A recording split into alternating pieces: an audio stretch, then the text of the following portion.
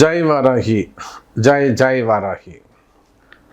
எல்லாம் அம்பாளுடைய ஆசீர்வாதம், வாராகியுடைய ஆசீர்வாதம், எல்லாம் அம்பாளுடைய கருணை. குரு வக்ர நிவர்த்தி வாராகி டிவி நேயர்களே, கடந்த நவம்பர் மாதம் ஒரு 17 தேதியிலிருந்து குரு பகவான் மிதுன ராசியில் வக்ரகதியில் இருக்கிறார்.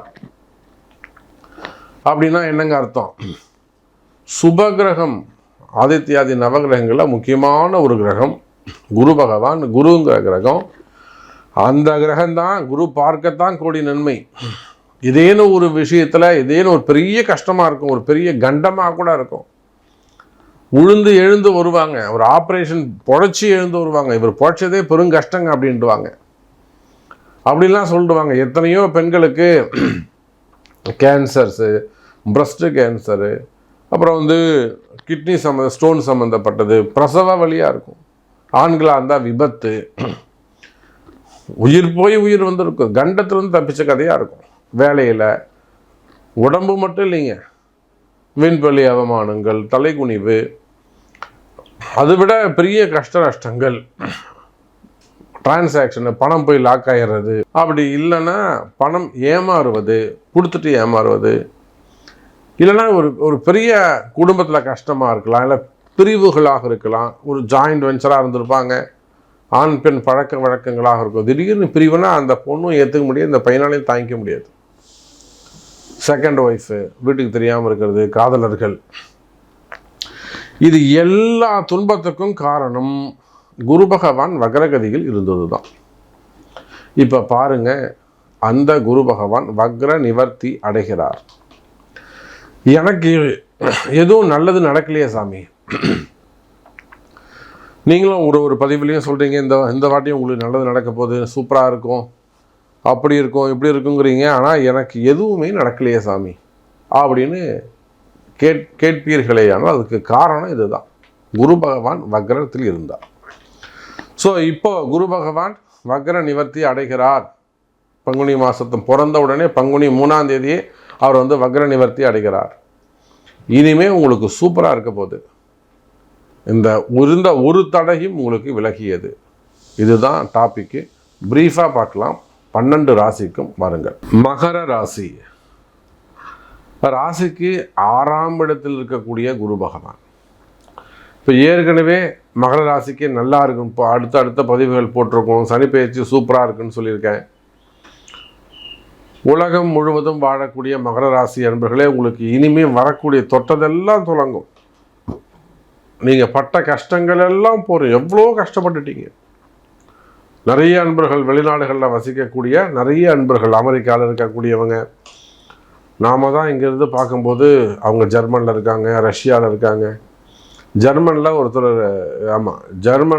இருக்கிறாரு. அங்கே ஒரு பிஸ்னஸ் பண்ணுறாங்க. அதே அவங்க ஃப்ரெண்டு ஒருத்தர் கடை வச்சு நடத்துகிறாரு. புரிதுங்களா? இவங்க பிஸ்னஸ் பண்ணுறாங்க, இவங்க சப்ளையர், அவங்க கடை வச்சு நடத்துகிறாங்க. அப்படி வச்சுப்போம். எவ்வளோ கஷ்டப்பட்டாங்க மகர ராசி. அப்போல்லாம் நமக்கு கால் பண்ணி கன்சல்டிங் எடுத்து ஜாதகம் பார்த்து இங்கே பரிகாரம் பண்ணிட்டு போனாங்க. அப்படியெல்லாம் எதுக்காக சொல்கிறேன்னா, வேர்ல்டு வைடு மகர ராசின்னு சொல்லிட்டா கடந்த காலங்கள் எல்லாம் கடுமையானதாக இருந்திருக்கும்.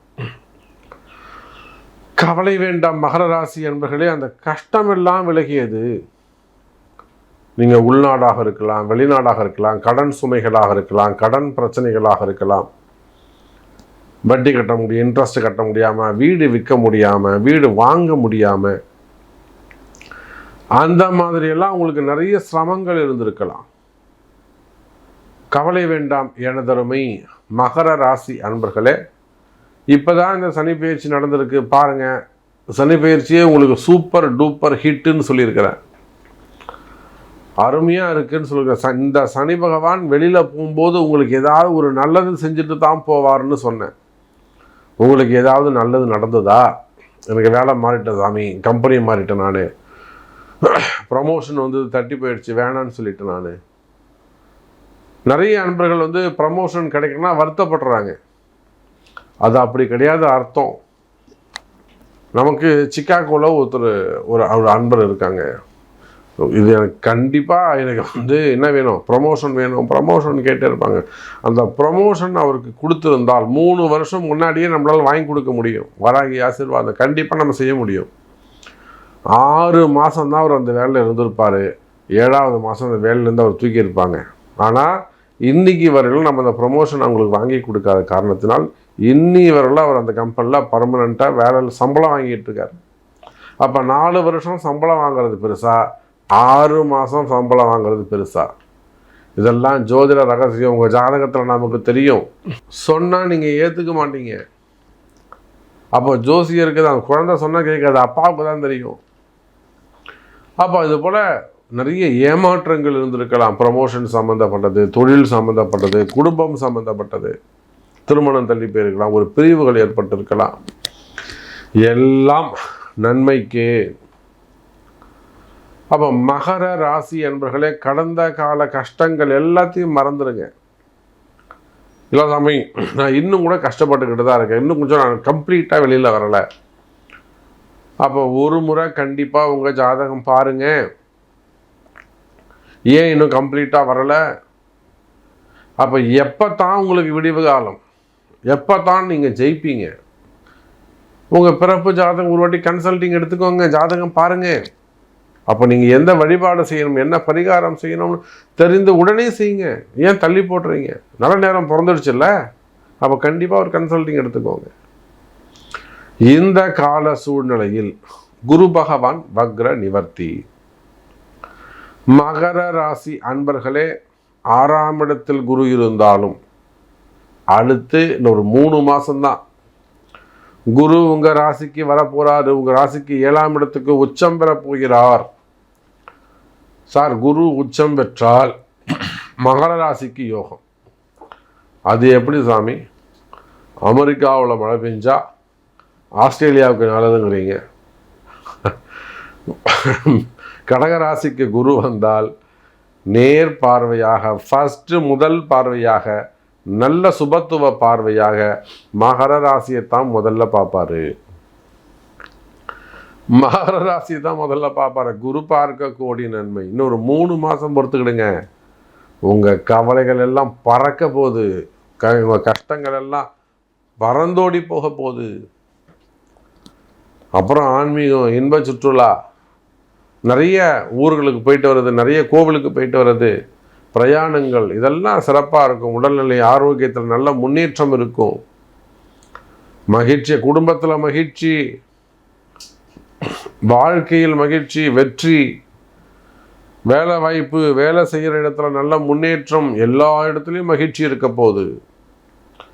அப்போ மகர ராசிக்கு நிறைய விஷயங்கள் நான் சொல்ல வேண்டியது இருக்குது. நீங்கள் அரசியல் தலைவர்களாக இருக்கலாம், அரசியலில் நண்பர்களாக இருக்கலாம், அதே போல் சினிமா துறையை சார்ந்தவர்களாக இருக்கலாம்.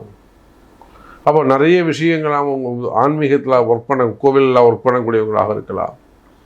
நிறைய விஷயங்களுக்கு உங்களுக்கு சொல்ல வேண்டியது இருக்குது. மகர ராசி என்பவர்களே, ஒரு முறை உங்கள் பிறப்பு நல்ல நேரம் பிறந்துடுச்சு, இப்போவே நல்ல நேரம் நடந்துக்கிட்டு இருக்கு. இந்த குரு வக்ர நிவர்த்தி இன்னும் சூப்பராக இருக்க போகுது உங்களுக்கு. அப்போ நீங்கள் கஷ்டப்படணும்னு தலையெழுத்து இல்லை, அவசியம் இல்லை, சூப்பராக இருக்கலாம். உங்கள் ஜாதகத்தை போய் பாருங்கள்.